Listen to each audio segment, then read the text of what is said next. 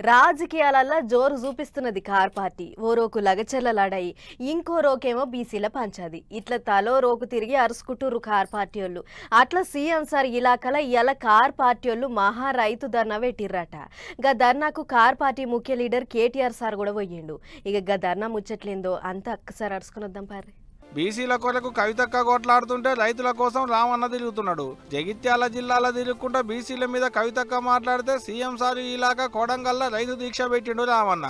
Government రైతులను ఆగం చేస్తుందన్నట్టే చాపించిండు. ఇక్కడ మా కొడంగల్ భూములల్లో తొండలు కూడా గుడ్లు పెట్టాయి కదా అన్నాడు కదా.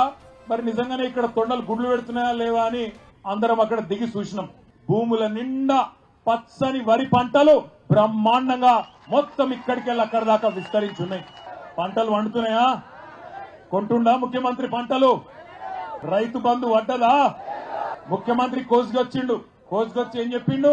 టకీ టకీ టకీ లేదు, టుకీ లేదు. ఇప్పటిదాకా ఏది దిక్కులేదు.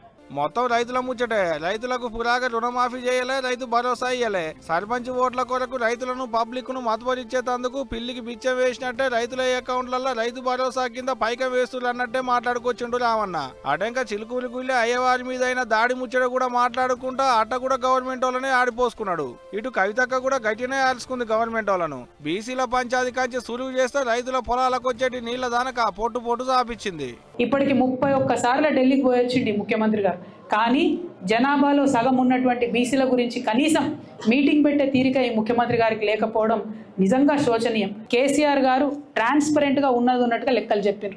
రేవంత్ రెడ్డి గారు తప్పుడు లెక్కలు చెప్తున్నారు. కేసీఆర్ గారి పాలనకు రేవంత్ రెడ్డి గారి పాలనకు ఎంత తేడా ఉందంటే, కేసీఆర్ గారి పాలన ఐఫోన్ లాగా ఉంటే రేవంత్ రెడ్డి గారి పాలన చైనా ఫోన్ లెక్క ఉన్నది. గిట్లా అన్నో తీరుగా చెల్లో తీరుగా అరుచుకుంటుంటే షెయి పార్టీ వాళ్ళు ఏమన్నా తక్కువనా అటుకెంచి ఆళ్ళు సుత లైన్లకు వచ్చారు. ఆడలేక పాత గజ్జలు అన్నట్టు వాళ్ళు అధికారంలో ఉన్నప్పుడు చేయలేక ఇప్పుడు మా మీద లేనిపోని బురద చల్లుతున్నారు అన్నట్టే గరం అవుతున్నారు షెయి పార్టీ లీడర్లు. గిట్లా ఓ రోజు రైతుల ముచ్చట్ల మీద, ఇంకో రోజు బీసీల పంచాయతీ మీద గట్టిగానే నడుస్తుంది కార్ పార్టీ వాళ్ళకు గవర్నమెంట్ వాళ్ళకు నడమ లొల్లి.